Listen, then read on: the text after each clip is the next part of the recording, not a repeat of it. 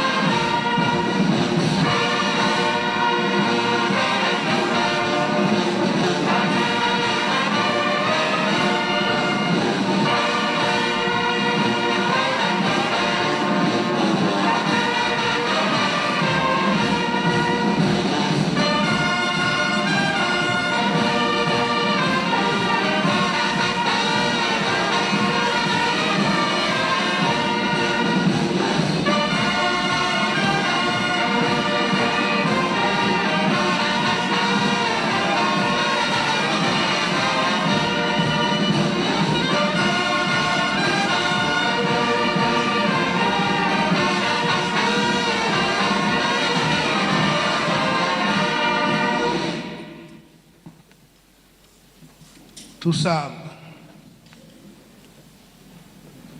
Ensambu zange mfumu wetu Yesu Kristo yozola kwa ngatata nzambi wasi yo untwadi wakatata mwanda wa velela bika kwa masikilanga mnaito tuko ya kwa yelevu se ye mwani tata mwanda wa velela. Amen.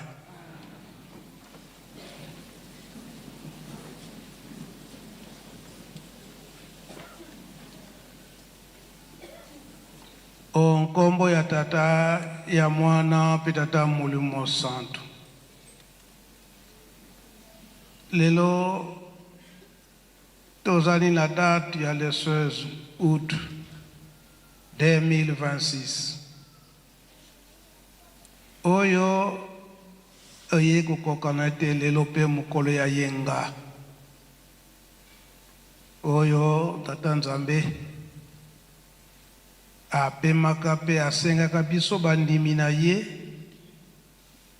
eto topesa ngo mobimba epai na ye ezali pe mokolo tokosengaka na mabondeli pe tokosanzolaka ye tata nzambe na banzembo yambo topesi merci mingi na kombo ya papa Simon Kimbangu Kiangani na ba oyo bazali te ba invité na biso oyo papa Simon Kimbangu na 1921 alobaki ete boko yamba mabota na mabota na ntina mosusu te koluka lisalisi ya molimo epai ya tata nzambe oyo mukumba makasi oyo papa Simon Kimbangu andima ya kolongola mutu mwindu na mpasi pe kopesa kinya na mokili mobimba yango lelo tozali kokanisa elonga ya papa de alunga na Kiangani yambo toko présenter ba excuse na kombo ya papa Simon Kimbangu Kiangani na ntine ete sika na montre izana liboso na ngai dans 5 minutes tozokoma na 17h ezali na ntina ya mabongisi kaka likambo oyo tata molimo santo papa ya mingi bakoyaka tango baya kotala likambo oyo ezali awo na kati na Yerusalemu likambo liboso bakosengaka bolimisi bakosengaka pona nini batu oyo ya motema mabe bakokanisaka makanisi mosusu mpona Yerusalemu nzoka nde Yerusalemu esika nde ya kinya oyo toko yaka na tina na mabondeli pe kosenga epai ya Tata Nzambe oyo tozalaka nango mposa te bakokanisaka ndenge bakaniselaki mpo na Yelusalemi ntango baye kokoma awa baye komona makambo mosusu oyo ya kinya yango nde bakosengaka bolimisi wana akaya kokutungisa Tata Molimo Santo kosenga bolimisi pe grand devoir oyo tokozalaka na yango ete mingi bakoyaka bakoma esika nzoto ya bapapa ezali banda ye moko Papa Simon Kimbangu Mama Mwilu pe bamvoala misato yango tokokokisaka nanu baposa na bango bapaya po mingi bakozongaka na ntina na misala yango lelo mokolo monene ya le 16 août bapaya na biso mingi posa na bango ezalaki bakoma na nkamba bavivre likambo oyo ya le 16 août bayemalekaka na 2001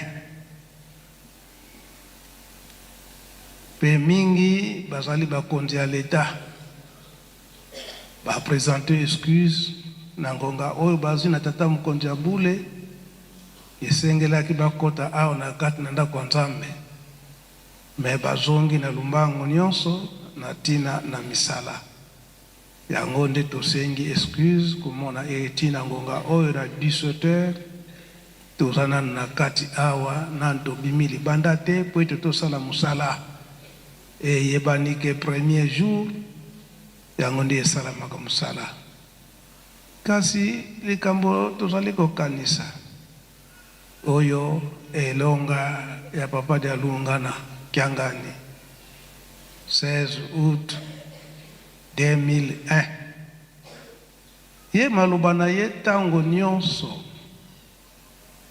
eke awa mutu soki tozali kotambola na ndenge ya mokili me soki ososoli ete Tata Nzambe azali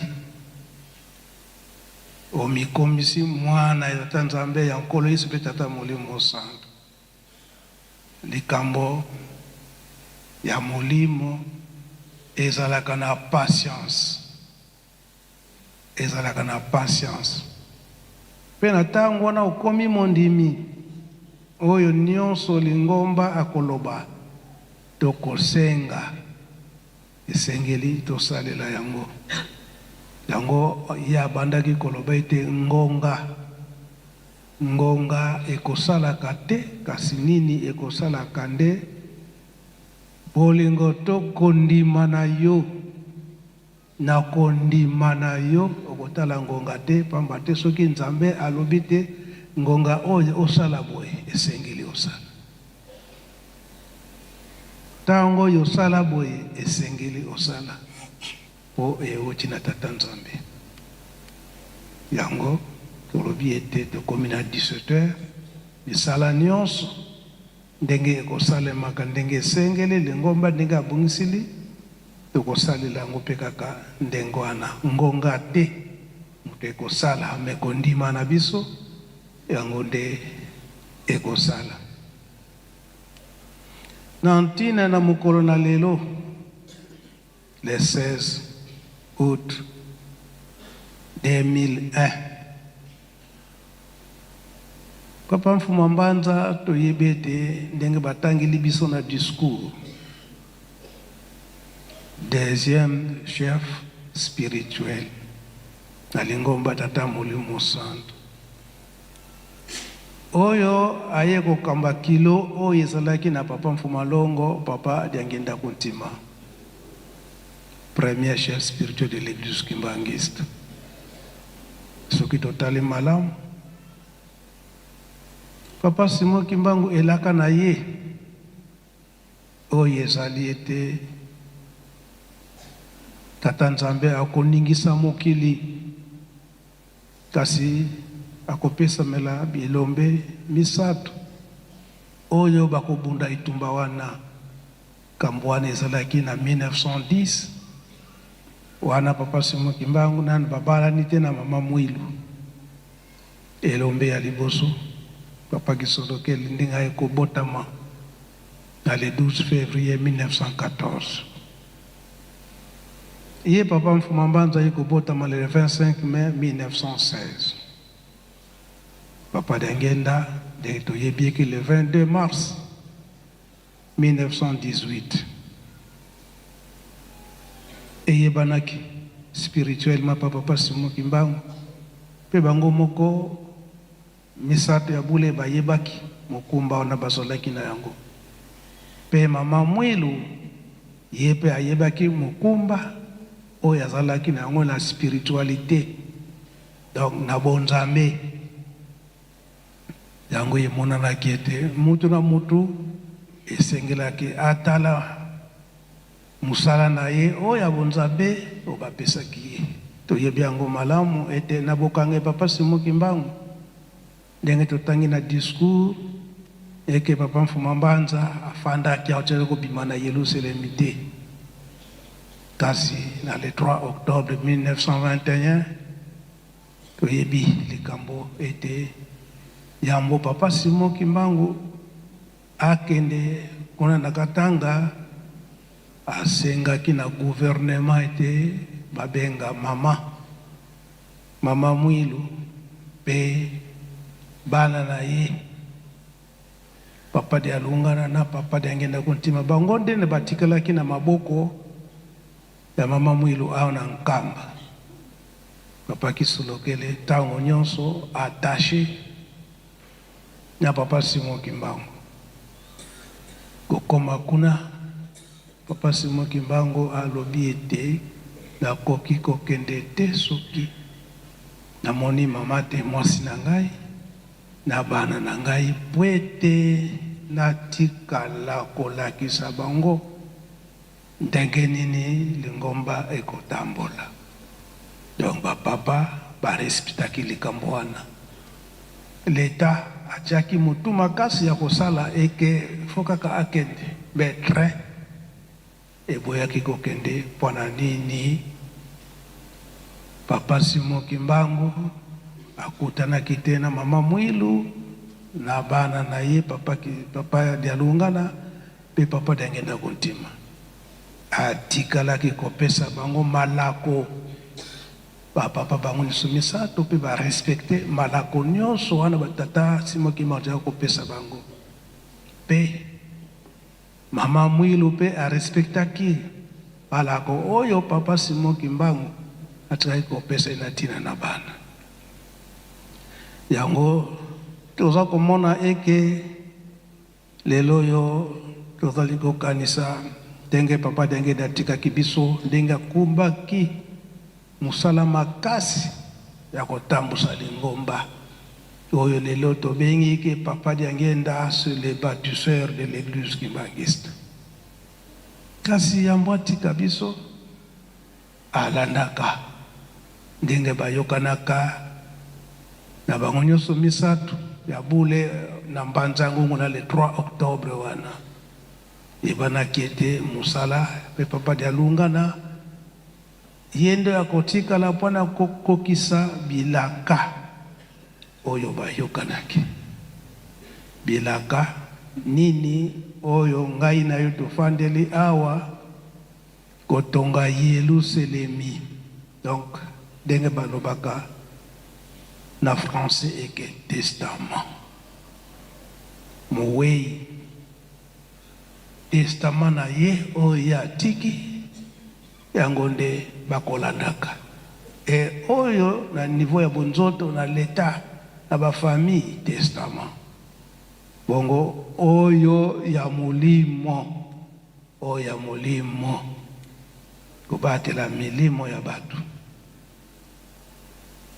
na papa Dialungana ndenge atikalaki ayingelaki papa Dengenda kuntima tofandaki na ye toyebeke papa Fumalong papa Dengenda atikaka biso le 8 juillet 1992 banda mokolo wana lourde charge wana etikalaki epai na ye me bamiyokananaka avant Dambo papa dangenda tika biso ba miyokana naka avant.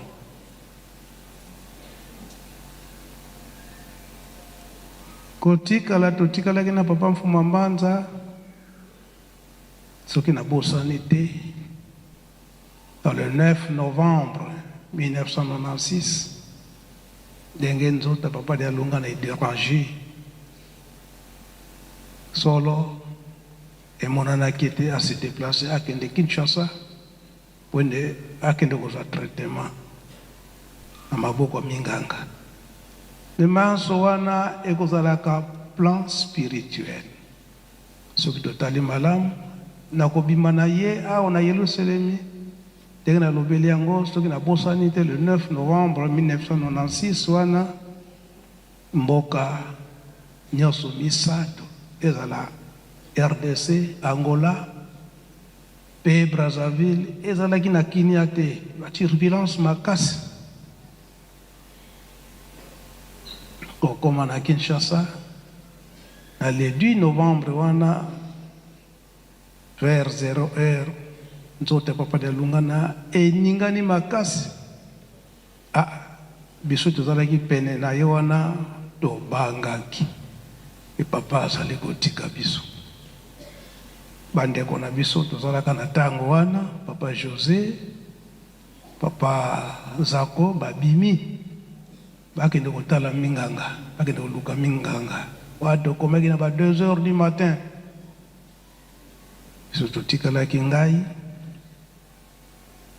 papa Solo, papa Nzinga, papa Kayombo, papa Jitu, toza kotala kaka papa azali kotika biso. Ya lobina biso boye.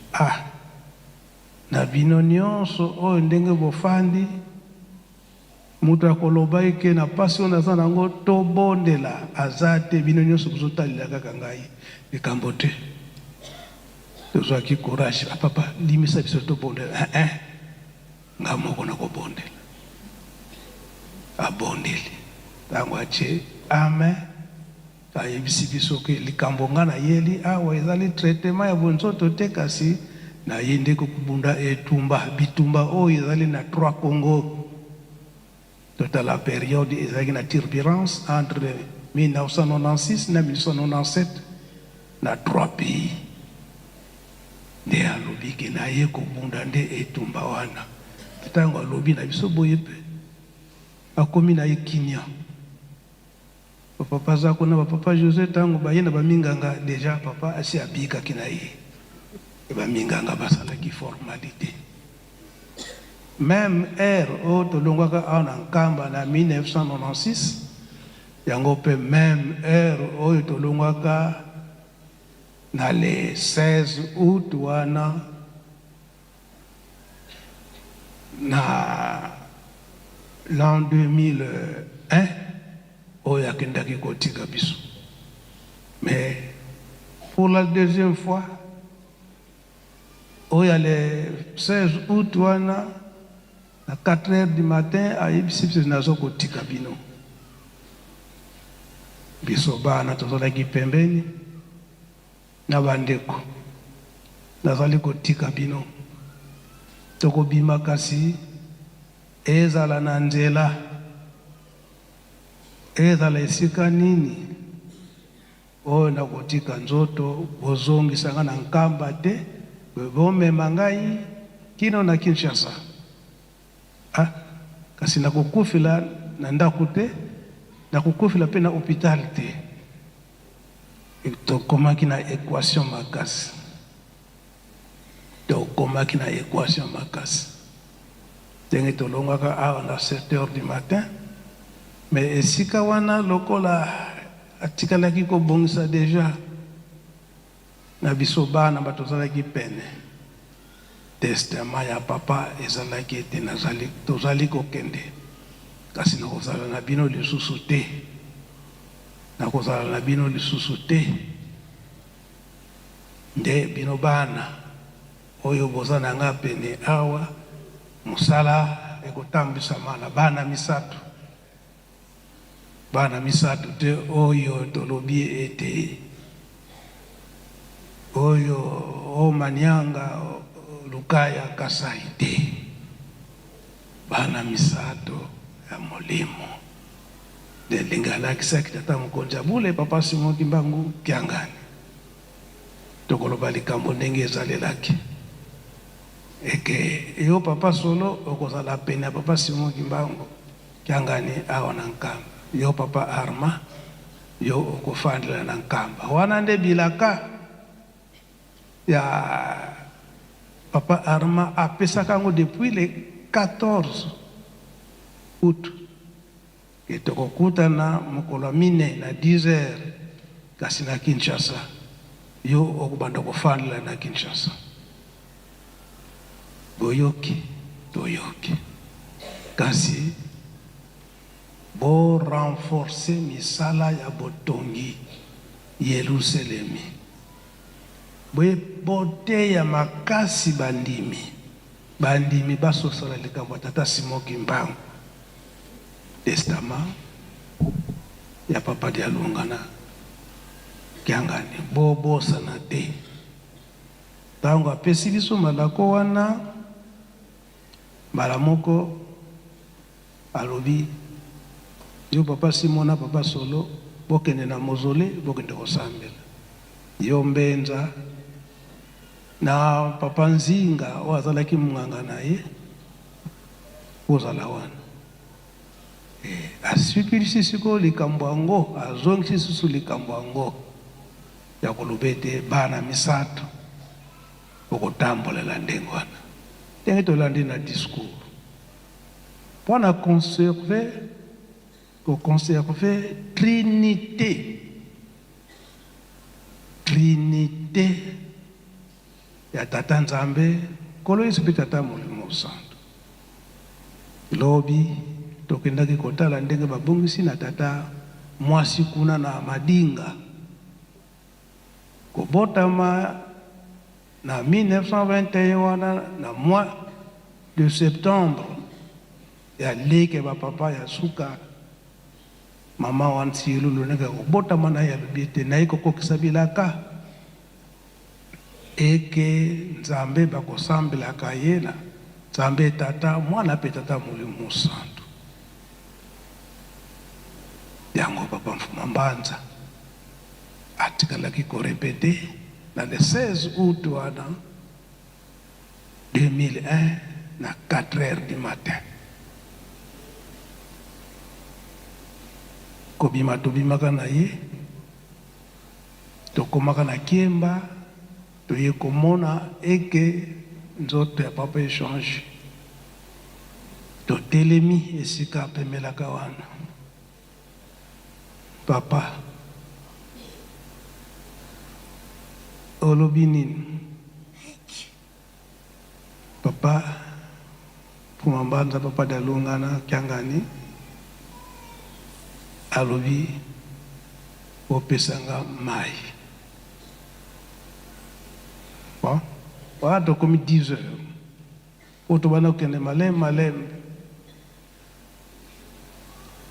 tozwi mai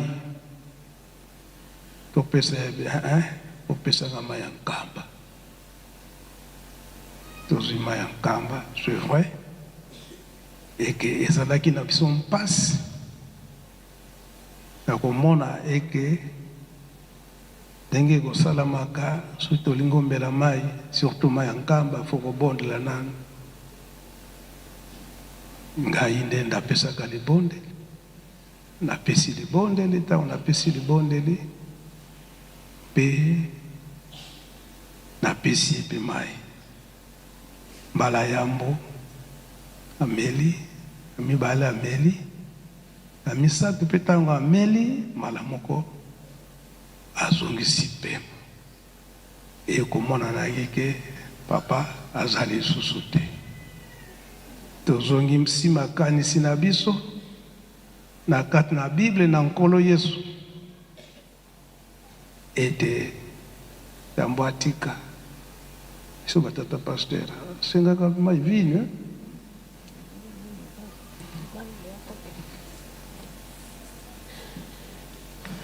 na kombo ya tata ya mwana pe tata Molimo Santo ya mbonkolo Yesu kuna na bayuda atika biso na ekuluzu ye pasenga kamai nde bakendaki kopesa ye vinu ya ngai na place ya mai papa. Merci papa. Kulaksete nda kwa Nzambe. Ye azali nani? Kolo Yesu. Izaboyete oyo totika libo moi oyo tozalaki na mokolo wana ezali kaka chauffeur papa Citra. Papa Nzinga si atiki biso. Papa Solo si atika biso. Baye bazalaka na sima papa John na papa Simeo bango pesi batika biso. Totikali kaka biso mibali oyo tozalaka témoin na likambo wana na le 16 août. Papa Citra na ngai moko ndenge naza kolobela ngo bawo. Mama na likambo testament. Pe mutu na Nzambe makambo na ye oyo ye atikaka emonanaka bokasi nango tango ye azali te. Yango tokosenga Jésus qui malgré tango si ekei diambo di finamane diambo di lweki munza koloba ete likambo oyo tozali kolanda ezali ya solo tango tozongisi makanisi na biso na sima esika wana kaka esika ya bameli masanga oyo na 1982 na le 30 juin 1982 esengelaki tokende na boma na tango wana nzoto ya mama Kinzembo eza nanu kuna. Tokomi na esika wana tomoni ngulupa ya batu. Na ngulupa ya batu wana bakimbangiste bazalaki wana. Bala moko tango papa Mfwambanza amoni bango ngulupa ya batu wana totelemi. Bandimi o bazalaki wana bayiku kima papa Mfwambanza. Likambo nini ezali awa? O mwana moko abunga kina isobe ça fait 3 jours azomona na te. Yango bazoko luka ye. Tata ya mwana azalaki momeli masanga aye. O tata ya mwana yeyu. Papa Mfwambanza alobika atosambela tango to je acheka ka ame bala moko bamona mwana wana abimi na isobe abimi batu nyonso bakimie tata na mwana mombeli masanga nasi akwiti na lobi oyo makanisi makambo ya boye mutu mosusu te kosala ngo azala kaka kolo Yesu toyoka kosala makambo ya boye papa asambeli lisusu toleka na biso kaka isika wana siko yepe aya kupemela na 2001 wana Jijiki.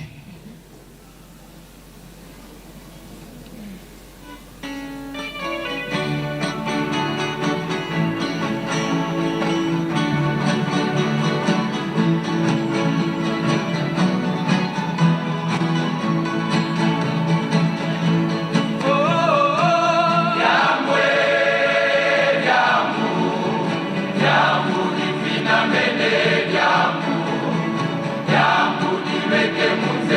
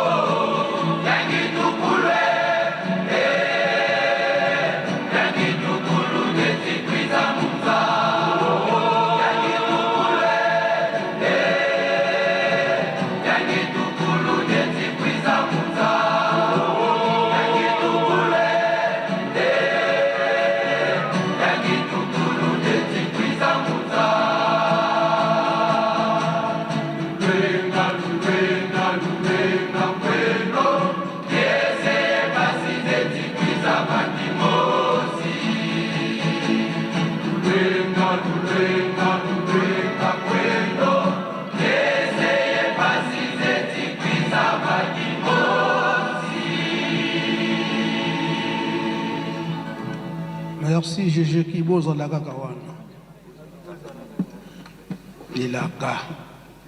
Ilaka. Isengo na mpasi ezali koya nzela moko kasi esengo ekozana oyo batosi mpasi ekozana oyo batosi te bambwala misato bango wana bamilakisi ke bango bazali nde banzambe ezala biso bato bengami bakimbangiste ezala ba oyo bazali ete bayibi koma tata Simon Kimbangu kasi bazali kondimela te pasi ekozala tango yango oyo bazali koteya biso tolanda mateyi batata batikeli biso yango testama ya papa Mfuma Mbanza mpasi ekoya oyo batosi te esengo ekozala na oyo batosi ndenge balobi na biso ete boya toya totonga Yelusalemi pamba te ye alobi ete soki totongi Yelusalemi te pasi na biso ekosila te na esika wana ikanisa ngai na yo ndenge baza koteya eske tozali kotonga ndenge bilaka ezali tozali kosala hypocrisie tozo kopesa la biso te mpona botongi yo moko sosola esika nini okozala soki ntango wana ekoki yango papa Mfuma Mbanza atikali koyebisa biso koloba likambo ete totonga Yelusalemi Louisa batonga Yelusalemi jejeki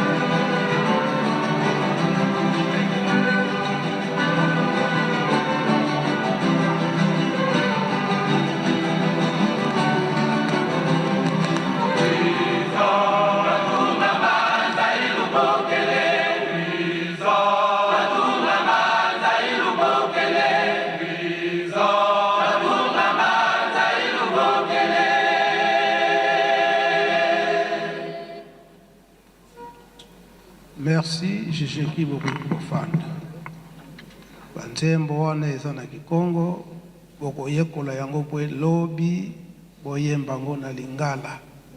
Po biso nyonso toko kakososola. Toyoki na nzembo ya mibale ke papa dia lungana abengisi mokili mobimba. Toyako tunga Yerusalemi. Testamana yi. Soki botongi te pasi na biso na bino ekosila te. Belakisi ete oyo bakotosa mpasi ekotala na bango te. Oyo bakozanga kotosa nde mpasi ekosala na bango. Yango na ntina ya testama muwei. Makambo oya mutu na Nzambe eko milakisaka ntango nyonso soki ye aza te na bonzoto. soki totali makambo ebele oyo bango balaki biso banda na papa Kisolokele, banda na papa Dangenda. Na papa Dangenda kutu esika moko ye alobi ete makambo oyo toza koteya bino, toza kolakisa bino soki botosi na bino yango te, tango tokozala na bomoi te bokoya koregrete. Tango tokozala na bomoi bokoya koregrete. Heureusement maloba na bango ezali, heureusement succession na bango ezali. Yango papa Simon Kimbangu Kyangani aza ko rappeler biso lisusu butu moi. Lelo yo balobi na biso totonga le 16 août. Ba mouvement nyonso GG ki Gaki Mwanganisa pe Inter kuna na Lyon pe bana ngilima tokanisa likambango.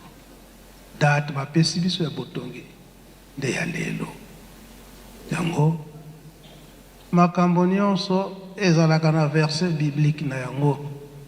Nyantina ya likambo ya lelo papa Simon Kimbangu Kyangani apesaki chapitre na papa Sylvain oyo aza conseiller na cabinet azali chargé ya évangélisation.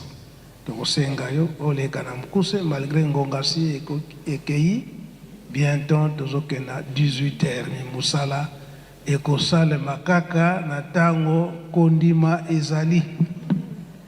Topesi ngonga epa ya papa Sylvain.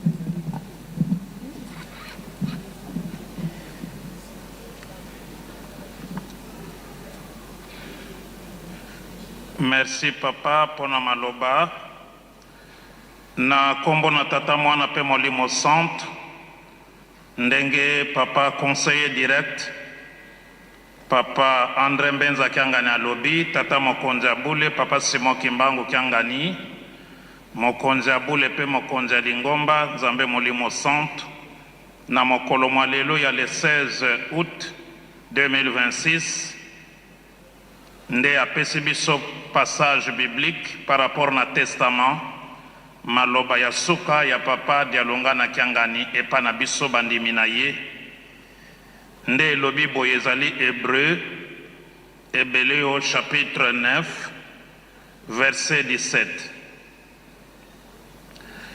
Ebele yo to Hébreu na français chapitre 9 verset 17.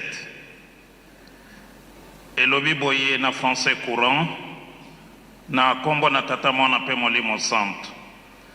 En effet, un testament n'a pas de fait tant que son auteur est en vie. Il est valable seulement après la mort de celui-ci. Tozongeli, en effet, un testament n'a pas de fait tant que son auteur est en vie. Il est valable seulement après la mort de celui-ci.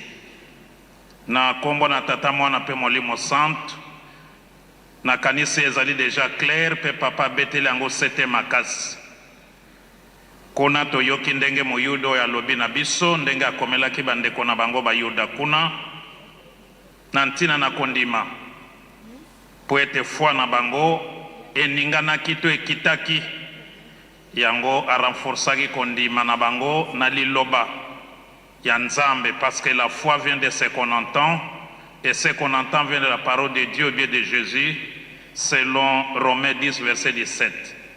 Kondima eya katango motazo yoka liloba. Liloba ya nani ya Nzambe to ya Kristo to ya tata Kimbangu. Pe kondima yake ukita soko zo yoka makambo ya mabe ezokotinda foi na yo na apostasie. C'est-à-dire ezali kokita yango malamu to yokaka mingi liloba na Nzambe ndenge Koliso alobaki mwana na moto avivraka surtout pona liloba na Nzambe me pona kwanga to lipate. Awa to yoki ndenge elobami testament ezalaka na efete na nguya te soki moto oyo apesi yango to atiki yango to alobi yango asali yango azala na bomoi. Po bamosusu testament basalaka ya nkoma na papier penza, bamosusu na maloba baye bazalaki batemo wana bakangi yango tango aliwa na ye nde baye kobimisa soit mokanda soit maloba lobaki boye nde ezalaka na nguya bobele soki auteur nango to moto alobaki yango to akomaki yango azali lisusu na bomoi te. Yango na biso bakongo to na Afrique balobaki ete lia na yo biloko ya mowei lata bilamba soki biloko na ye oyo atiki matériel salela yango me liloba na ye ko néglige yango te. Soki o néglige to salela yango le contraire ememaka parfois liwa na famille, parfois pasi maladi kozanga kimia po ete ye moto ake aza na nguya e oyo likambo esangisi biso lelo te e lelo oyo ezali ya moto na mokili te. Nzambe papa de alonga na kiangani nkolo Yesu Christ. Donc liloba na ye sengeli to salela yango. Yango moni papa Simon Kimbangu kiangani mokitani na ye ndenge bango misato balobaki sima na bango tata Kimbangu kiangani motako kita na bango. E papa de alonga na kiangani atikaki programme ndenge toyoki papa alobi. Atikelaki tata Kimbangu kiangani mission mibale ya yambo kotombola lokumu ya tata na ye papa Simon Kimbangu etazali molimo mosantu wana première mission to premier devoir pe aza kosala yango avec compétence yango etindaki koorganize mbala mibale conférence internationale sur le papa Simon Kimbangu yambo na 2006 na Kinshasa na centre d'accueil ya mibale na 2011 oyo esangisaki baprofesseur ya renommée internationale plus de 100 professeurs à thèse. Donc yazali kosala devoir o tata atikaki mission ya mibale to devoir ya mibale kotonga nkamba Yerusalem e asukisi ke soki botongi yango te pasi na bino ekosila te. Likambo wana Nzambe atikeli biso nkolo Yesu kimbangiste nyonso o aza na posa ya kozwa kimia ya kobonga ya kopambwama likambo wana ekota ye na motema pe amipesaka pona kotonga Yerusalem. Likambo ya Yerusalem alekisaka yango te. Yango batata pe ba mama ndenge toyoki nzembo kuna na jujuki papa sengi elobi bayuda kuna esika liboso Nzambe amonanaki batongaki Yerusalem na pasi pe minyoko konyokwama me na bolingo pe bomoko yango lipambo lepesamela bango. Donc Yerusalem batongaka yango na bomoko na bolingo na koyima yima te na tembe te me na bolingo na motema moko ndenge papa zosenga biso mwa mbongo na biso ya pilipili to ya pondu. Donc to pesa yango na motema moko ozobwaka te ozolona po yango nde ekofuta yo kozwa yango koleka.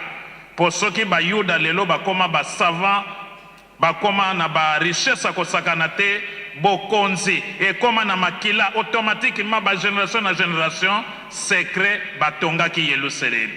E lelo likambo yango likabo yango eyeli biso moko na moko to profiter yango lelo papa azo ko insiste ndenge tozoyoka papa de la ville sainte azo beta sete na likambo etali nzanzalonga. Donc ba promesse nyonso batata batikelaki soki a lancé opération to apesi devoir to sala boye to tonga boye azolanda makambo batata ne batikelaki soki yo tosi ndenge papa alobi otosi indirectement papa kisolokele papa de longa na papa de ngene otosi tata Simon Kimbangu soki otosi yango maloba wana te c'est-à-dire indirectement oboyi kotosa papa kisolokele papa de longa na papa de ngene papa Simon Kimbangu. Tala likamba monene yango tosala makasi baye topesameli mokumba ya kotonga nzanzalonga po papa na bilaka na ya yebika koyamba bato ebele mosusu afrenaka po ete bacondition d'accueil ezali na nerenite yango bandako wana ezali ya luxe VIP. Donc yango asengi na biso le 12 octobre tosala makasi po ete bandako wana kwa kosila inauguration esalama bato balala e bandako ebele oyo papa zochela motema ya minene tokoko bakisa pe lokola ndako ya Grand Bandundu pour être une capacité, il y a 40 mètres sur 20 en matériaux durables, en étage, 3 étages.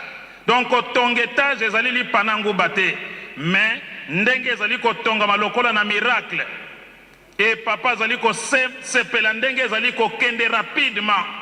Donc na stratégie loba papa songanzi la mokolo wana ntisa le 31 juillet alobi bolingo ekomi na bandundu papa zo sepela nango makasi et méthode na bino ya mosala papa zo sepela na yango pour être résultat ezali ko monana, c'est-à-dire na transparence nyonso soki ntinsa ne salami commission bafandi b'ingénieur bapesi devis na bango ale mbongo ba libéré ba sombi et retard ezalaka te nyonso clair moto nyonso zo sepel pe atindi mbongo batiango na groupe ya WhatsApp mokili mobimbe zo mona ke moto tel atindi $100 aza ni Italie par exemple et musala pendenge zo sala mazo mon na transparence nyonso yango mwana nyonso bando na fongoli motem.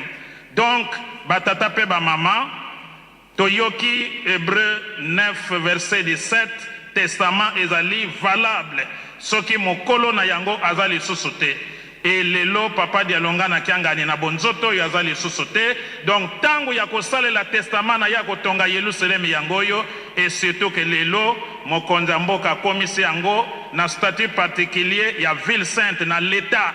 Donc tozali na devoir ya kotonga yango na kanisi papa toko kosuka na noa. Merci, papa pasteur évangéliste, pour koki kozonga na yo. Merci, papa. Tolandi, denge bapesi biso chapitre wana. Solo, ye papa évangéliste, bangonde bazo kotonga ndako abandondo o bazo kobenga pakebo. Balobaka na likambo tata nzambe soki bato wana bazali kosala mosala na bango ndenge esengeli na kondima nyonso